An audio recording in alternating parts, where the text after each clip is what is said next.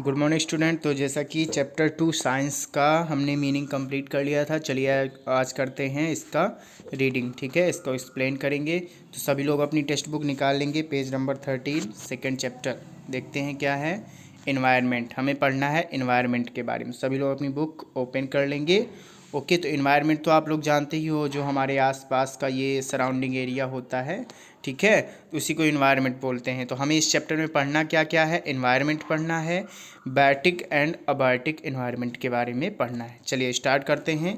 तो इन्वायरमेंट क्या होता है, इंट्रोडक्शन देखो दिया गया है। We know that the earth is the only planet the solar system where life exist. दिया गया है, हम जानते हैं कि अर्थ ही एक ऐसा प्लैनेट है जहाँ पर लाइफ का अस्तित्व है, बाकी तो सारे प्लैनेट पर लाइफ नहीं है। This is due to the presence of essential conditions that support life.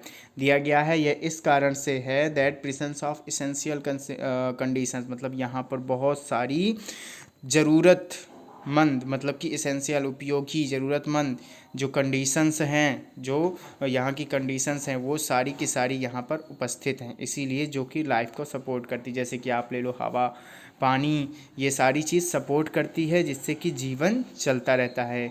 Okay, तो these conditions are availability of air, water and other such objects that are essential for plants and animals. दिया गया है कि ये condition, जैसे कि availability of air, air की availability हो गई, मतलब एयर उपस्थित है, वाटर है, and other such objects that are essential for plants and animals, जो भी चीज़ें प्लांट्स और एनिमल्स के लिए और सारी चीज़ें लगती हैं वो भी उपस्थित, जैसे फूड ले सकते हो आप। ठीक है, और अब तो शेल्टर भी हो गया, शेल्टर भी लोग चाहते हैं। ठीक है, एनिमल्स को भी शेल्टर चाहिए। तो सारी चीज़ें होती हैं, इनकी अवेलेबिलिटी के कारण उपस्थित होती हैं ये सारी चीज़ें, तभी तो लाइफ यहाँ पर मतलब कि संभव है।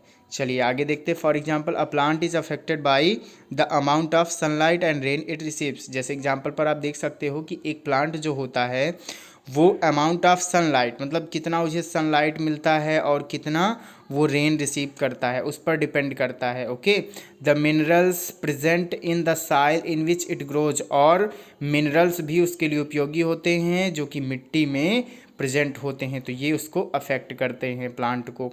The bacteria that fix nitrogen in the soil, और वो बैक्टीरिया जो साइल में क्या करती है, नाइट्रोजन फिक्स करती है, वो भी एक प्लांट को ज़रूरत होती है।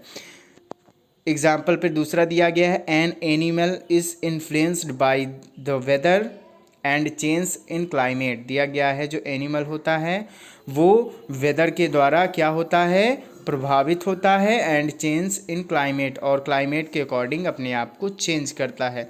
द अवेलेबिलिटी ऑफ प्लांट्स और animals that serve as food, और क्या करता है, जो प्लांट्स अवेलेबल होते हैं उसको, और जो भी एनिमल्स स्मॉलर एनिमल होते हैं अवेलेबल होते हैं, उनको फूड के रूप में वो सर्व करता है। कौन, एक एनिमल। चलिए देखते हैं इन्वायरमेंट है क्या। तो an environment includes all living and non living things with which an organism में इंटरेक्ट। दिया गया है कि इन्वायरमेंट में वो सारी चीज़ें शामिल हैं, जैसे कि लिविंग हो गई, नॉन लिविंग थिंग्स, सारी चीज़ें शामिल हैं जो एक ऑर्गेनिज्म होता है, तो एक दूसरे के प्रति वो क्या बनाता है, परस्पर संबंध बनाता है। मतलब लिविंग थिंग्स भी है और नॉन लिविंग थिंग्स भी है, और एक दूसरे पर क्या है, डिपेंड है, मतलब कि एक दूसरे पर आश्रित है। All the living and non-living things in an environment are interdependent। वही दिया गया है, जो लिविंग है और नॉन लिविंग थिंग्स है इन्वायरमेंट में, वो आपस में एक दूसरे से क्या है, इंटरडिपेंडेंट है, मतलब एक दूसरे से डिपेंड है, निर्भर है एक दूसरे पर। The environment is of two parts या टू टाइप्स। इन्वायरमेंट को हम टू टाइप्स में डिवाइड कर सकते हैं, फिजिकल और फिजिकल को हम बोल सकते हैं नॉन लिविंग या फिर अबायोटिक इन्वायरमेंट, जिसको हमें पढ़ना है, और सेकंड है लिविंग और बायोटिक एनवायरनमेंट। बायोटिक और अबायोटिक एनवायरनमेंट के बारे में पढ़ना है, तो जान लेते हैं होता क्या है। The abiotic environment includes two important things. जो अबायोटिक एनवायरनमेंट होता है उसमें दो चीज़ें मुख्य होती हैं। The medium in which an organism lives, मतलब कि ऐसा माध्यम जिस पर कोई ऑर्गेनिज्म रहता है। ठीक है, and the climate which surrounds it, और उसका क्लाइमेट जिस पर मतलब रह रहा होता है तो उसकी जलवायु, ठीक है, उसका क्लाइमेट जो उसके आसपास घिरी होती है। दो मीडियम होते हैं इसके।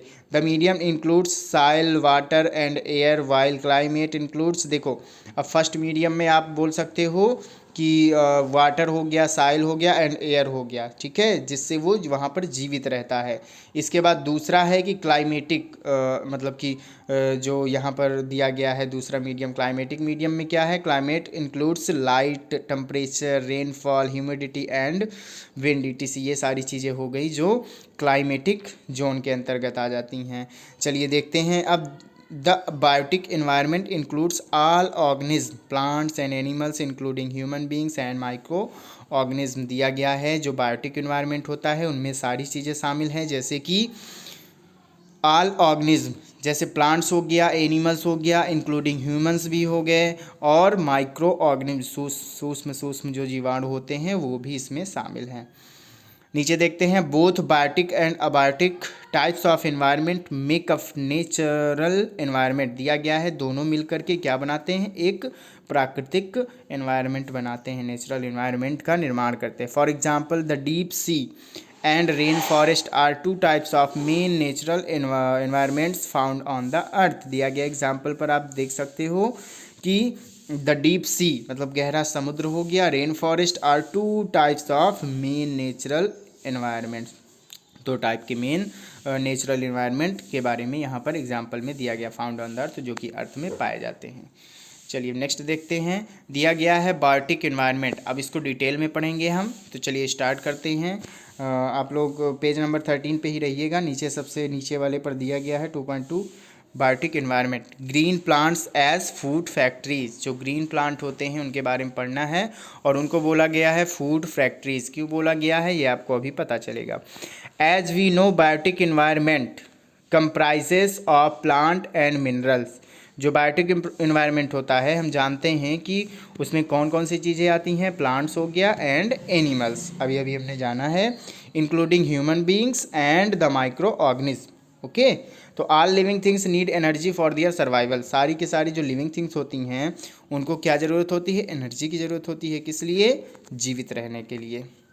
दे use energy to carry on all the basic life function, जो भी एनर्जी होती है तो वो अपनी लाइफ के बेसिक जो भी फंक्शन होते हैं, जो मतलब कि कार्य परफॉर्म करने होते हैं, उनको कार्य करने होते हैं, उनमें यूज़ करते हैं एनर्जी को।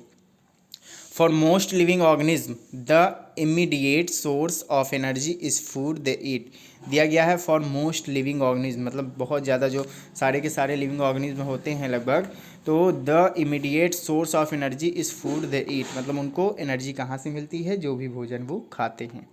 But this food can be traced all the way back to green plants, दिया गया है कि ये जो फूड होता है ये कहाँ से, मतलब कहाँ से आता है, all the way back green plants, मतलब ग्रीन प्लांट से आपको मिलता है, उसके द्वारा दिखाया जाता है। Which use the sun energy, जो क्या करता है, प्लांट क्या यूज़ करता है, प्लांट सन की एनर्जी को यूज़ करता है। अब पढ़ते हैं food factories.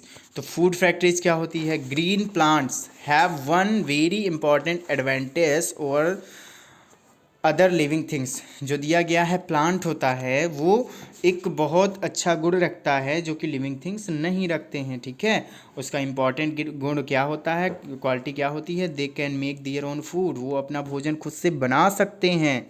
Bye the process of photosynthesis, किसकी प्रोसेस के द्वारा, फोटोसिंथेसिस की प्रोसेस के द्वारा। The reason is that they contain a green pigment called chlorophyll, और ये किस कारण से हो पाता है, अभी फोटोसिंथेसिस तो होती है प्रोसेस, बट फोटोसिंथेसिस तब तक नहीं होती है जब तक उनकी पत्तियों पर ग्रीन पिगमेंट, जिसको बोलते हैं क्लोरोफिल, उपस्थित ना हो, तब तक फोटोसिंथेसिस की प्रोसेस नहीं हो सकती।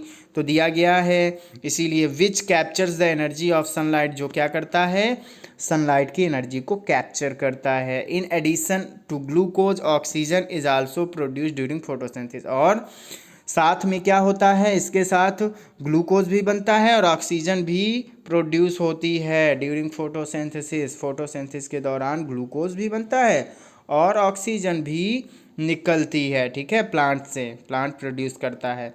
In fact photosynthesis is an important source of oxygen on the अर्थ। और आपको पता भी है वास्तव में फोटोसिंथेसिस की प्रोसेस ही है जिससे क्या होता है, ऑक्सीजन अर्थ में आती है, रिलीज होती है। मतलब प्लांट जब फोटोसिंथेसिस करते हैं, अपना फूड बनाते हैं, तो हमें ऑक्सीजन मिलती है। Okay, organism can be classified into 3 main groups. जो ऑर्गेनिज्म होते हैं, मतलब जो जीव होते हैं, उनको आप किसके टाइप में 3 टाइप में डिवाइड कर सकते हो कि 3 ग्रुप्स में, based on how they obtain energy, मतलब कि किस प्रकार वो फूड खाते हैं। ओके, फूड हैबिट के अकॉर्डिंग आप डिवाइड कर सकते हो उनको। पहला हो गया प्रोड्यूसर, फिर कंज्यूमर एंड डिकम्पोजर, मतलब कि कैसे वो एनर्जी प्राप्त करते हैं। ओके, तो एनर्जी कैसे प्राप्त करेंगे, इस अकॉर्डिंग हम 3 ग्रुप्स में डिवाइड कर सकते हैं। प्रोड्यूसर हो गया, कंज्यूमर हो गया एंड डिकम्पोजर। प्रोड्यूसर क्या होता है, अभी आपने पढ़ा, green plants make their own food and are so called food producers और ऑटोट्रॉफ्स। तो उनको बोलते हैं, जो ग्रीन प्लांट्स होते हैं वो अपना खुद का भोजन बनाते हैं, इसीलिए इनको फूड प्रोड्यूसर या फिर ऑटोट्रॉफ्स भी बोलते हैं। मतलब सेल्फ के द्वारा बनाने, जो भोजन बना लेता है उसको बोलते हैं ऑटोट्रॉफ्स यानी फूड प्रोड्यूसर। और कौन होता है, ग्रीन प्लांट्स होते हैं। चलिए नेक्स्ट दिया गया है कंज्यूमर। कंज्यूमर क्या होता है, consumer an organism that feeds directly और indirectly on producer is called consumer. मतलब कि जो ऑर्गेनिज्म प्रोड्यूसर द्वारा फूड को, प्रोड्यूसर जो फूड बनाता है या प्रोड्यूसर को डायरेक्टली और इनडायरेक्टली, मतलब या तो वो सीधा प्लांट से खा लेगा, या तो फिर किसी प्लांट को किसी एनिमल ने खाया है तो वो एनिमल को खा लेगा। मतलब भोजन तो किससे मिला, एनर्जी किससे मिली, वो छोटा एनिमल भी होगा, जैसे हैन होती, वो होता है कॉक होता है, लोग मुर्गा खाते हैं, ठीक है। तो कैसा होता है, मुर्गा खाता है पहले घास को, यानी वो प्रोड्यूसर कौन हुआ, वो हुआ प्लांट हुआ, उसको खाया, एनर्जी तो उसी से मिली ना, फिर उसने इकट्ठा की, फिर दूसरे ने उसको खा लिया। तो मतलब डायरेक्टली भी वो खाता है, जैसे आप लोग घर में यूज़ करते हो नॉर्मल सादा भोजन, जैसे वेजिटेबल्स वगैरह खाते हो, है ना। और उसके बाद फिर जैसे आप लोग मतलब देखे होगी कि जो मांस खाते हैं तो वो क्या करते हैं, इनडायरेक्टली प्रोड्यूसर के द्वारा ही वो आता है। They are also called heterotrophs और अदर फीडर्स। मतलब इनको हम ये बोल सकते हैं कि ये इनको हेट्रोट्रॉफ्स भी बोल सकते हैं और अदर फीडर्स, मतलब दूसरों को भोजन बनाने वाले या दूसरों का भोजन, दूसरों के द्वारा बनाया गया भोजन करने वाले। There are many kinds of consumers, बहुत सारे कंज्यूमर्स होते हैं। Some organism such as mice, insect and rabbits are plant eater, ये प्लांट ईटर्स होते हैं। एंड आर कॉल्ड हर्बीवोरस, और इनको हम हर्बीवोरस के नाम से जानते हैं, ठीक है। मतलब शाकाहारी होते हैं क्योंकि ये क्या करते हैं, प्लांट वगैरह खाते हैं, प्लांट के product. Snakes, frogs, voles are flesh eaters, ये क्या होते हैं, स्नेक हो गया, फ्रॉग हो गया, वोल्स हो गया, ये फ्लैश ईटर्स होते हैं, ठीक है।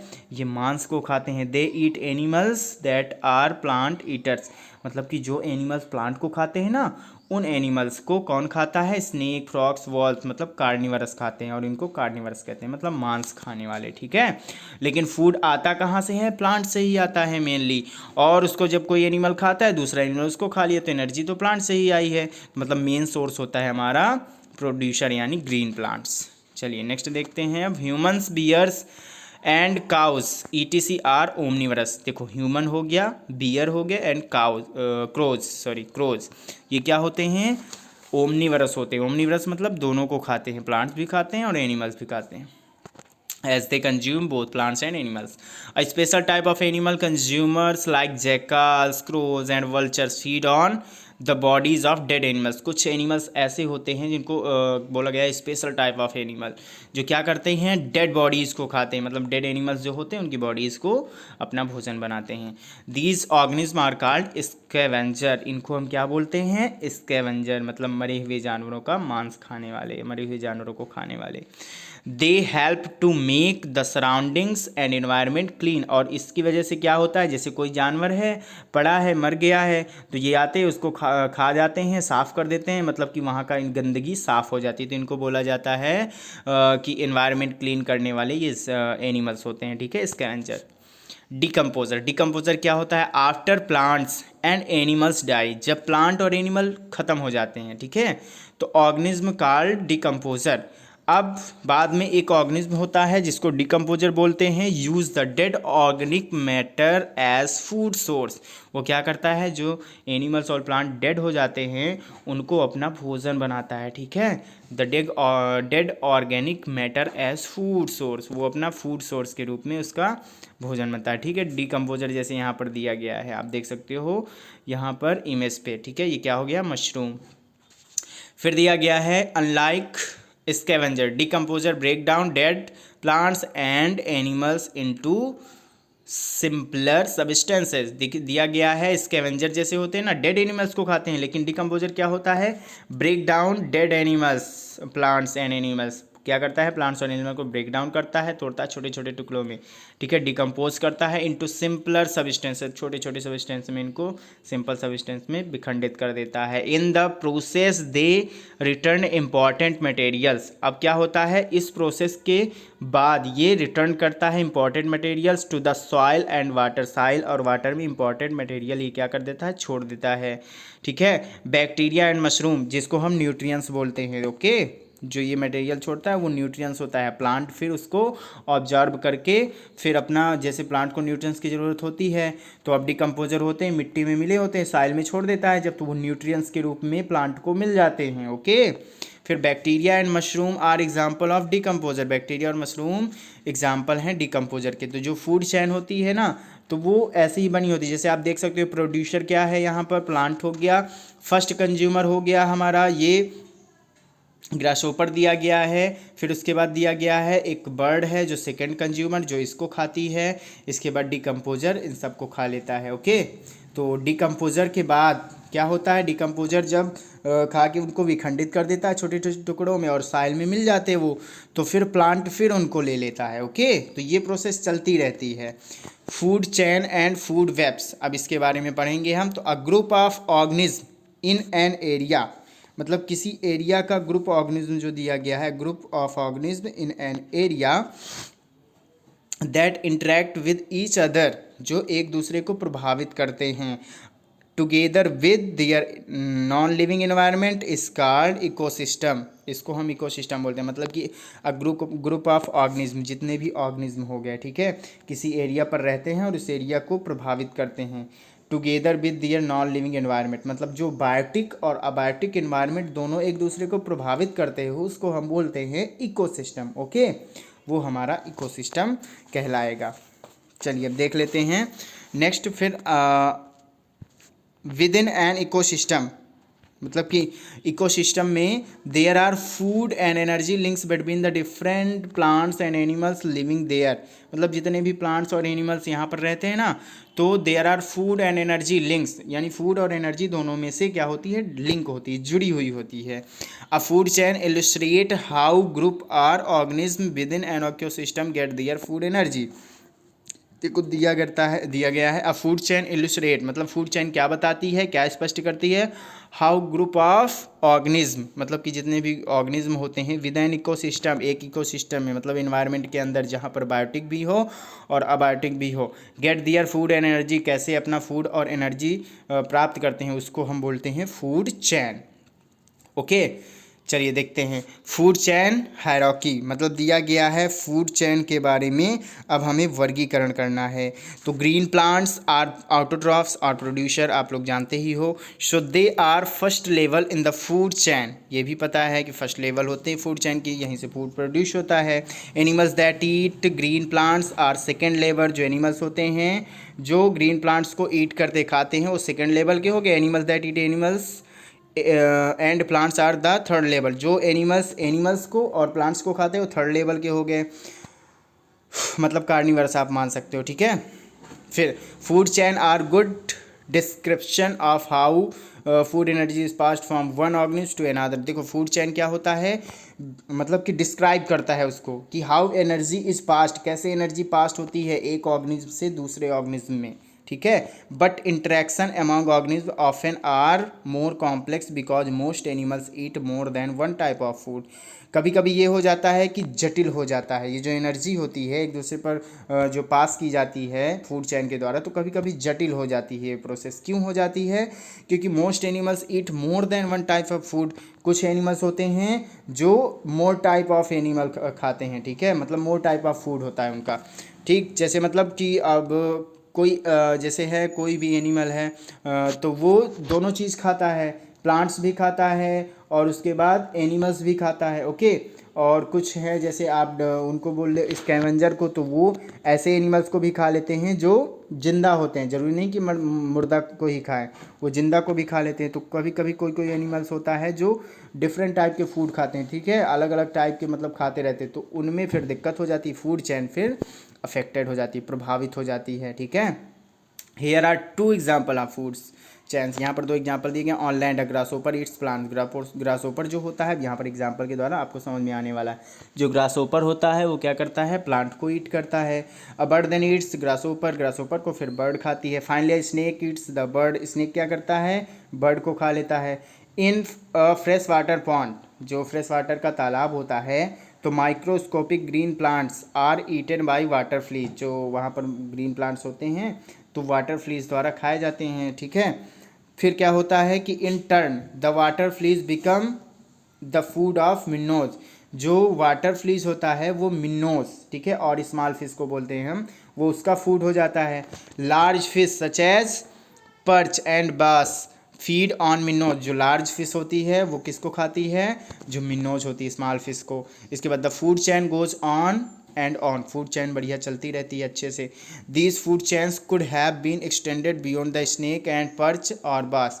मतलब ये क्या होता है, जो फूड चैन होती है ये ऐसे ही बढ़ती चली जाती है beyond the snake and the perch और बास, मतलब स्नेक और बास के अलावा। देखो अब क्या होता है, जैसे स्नेक है तो स्नेक ने किसको खाया? अभी आपको पता चला था, जैसे स्नेक ने बर्ड को खा लिया, ओके। तो अब बर्ड को खाया, इसके बाद स्नेक ने फ्रॉग को भी खा लिया और फिर चूहे को भी खा लिया। तो मतलब ऐसे में क्या होता है कि फूड चेन डिस्टर्ब हो जाती है, मतलब कि वो दूसरे का फूड होना चाहिए लेकिन वो डिफरेंट टाइप के फूड खा लेता है, तो फूड चेन डिस्टर्ब हो जाती है। जैसे यहाँ पर बहुत सारे एनिमल्स दिए गए हैं, आप लोग इसको अच्छे से देख लेंगे। देखो दिया गया है एक, कभी कभी ये होता है, देखो एक चीज़ को मतलब एक प्रोड्यूसर है, मतलब एक ही कोई चीज़ है, कोई एनिमल्स है, तो उसको बहुत सारे मतलब कि जो दूसरा एनिमल है वो बहुत सारे फूड खाता है, ठीक है। तो जैसे आप ले सकते हो माइस ही हो गया, फ्रॉग हो गया, है ना, और बर्ड हो गई, इसको स्नेक अकेले खा लेता है, मतलब कि तीनों का फूड कर लेता है, लेकिन नहीं करना चाहिए। इस तरह में फूड चेन क्या हो जाती है? अफेक्टेड हो जाती है। जैसे यहाँ पर बहुत सारी चीज़ें दी गई हैं, आप देख सकते हो कि एक फूड से यहाँ पर दिया गया है, जैसे मुसेल्स, मुसेल्स में क्या है? लॉबस्टर, वेल्क एंड क्रैब एंड फिर इसके बाद गुल, ये सब इसको खाते हैं। तो ऐसे में क्या होता है? फूड चेन डिस्टर्ब हो जाती है, अफेक्टेड हो जाती है। इन अ स्वीटर इन्वायरमेंट, जो एक स्वीटर इन्वायरमेंट होता है, सुव्यवस्थित इन्वायरमेंट होता है, snail eat various type of seaweed. Snail जो होता है वो विभिन्न प्रकार के सीवीड को खाता है। But seaweed is also eaten by other small fishes. Seaweed दूसरे के द्वारा भी खाई जाती है, ठीक है, फिश इस by other small fish and these small fish में बिकम फूड और लार्जर फिश। और ये जो स्मॉल फिश है वो लार्जर फिश का फूड बनती हैं, लेकिन वो क्या करता है? स्नेल्स जो होता है वो सीवीड को खा लेता है। तो बर्ड्स एंड ऑक्टोपस, फिर ऐसी प्रोसेस चलती है कि बर्ड्स खाती हैं फिर उसको फिर ऑक्टोपस खाता है। तो there are several different food chains involved here and they overlap to form a food web. मतलब ये क्या करता है? बहुत सारी यहाँ पर डिफरेंट फूड चेन्स दी गई हैं, इन्वॉल्व हैं। आप देख सकते हो जो एरो बना है ना, तो एक जो प्रोडक्ट है उससे बहुत सारे एरो अगर निकले हैं तो समझ सकते हो कि ये जो एनिमल्स है वो क्या करता है? बहुत सारे उसको खाता है। जैसे क्रैब को ले लो, वो मसल्स भी खाता है, लिम्पटेस खाता है, ठीक है। अब इसको ले लो तो इसको बहुत सारी चीज़ें खाती हैं, जैसे क्रैब को ये गुल भी खाता है और लॉबस्टर भी खाता है, ओके। तो यहाँ पर फूड चेन दी गई है, तो आप लोग देख सकते हो कि मतलब डिफरेंट डिफरेंट जो फूड खाते हैं कोई एनिमल्स, तो फिर फूड चेन इफेक्टेड हो जाती है। A food web includes all the food chain in an ecosystem that are connected together. जो फूड वेब होती है includes all the food chain, जितनी भी फूड चैन होती हैं जो इकोसिस्टम में बनी होती हैं, आर कनेक्टेड टुगेदर, एक दूसरे से कनेक्ट होती हैं। ठीक है, तो चलिए अब नेक्स्ट हम पढ़ेंगे अबायोटिक इन्वायरमेंट। तो अबायोटिक इन्वायरमेंट नेक्स्ट वीडियो पर कवर करेंगे क्योंकि वीडियो बहुत लंबा हो चुका है। अब नेक्स्ट वीडियो पर ये ख़त्म भी हो जाएगा। चलिए अच्छे से स्टडी करिएगा और रीडिंग अच्छे से करिएगा, फिर इसके क्वेश्चन आंसर करेंगे।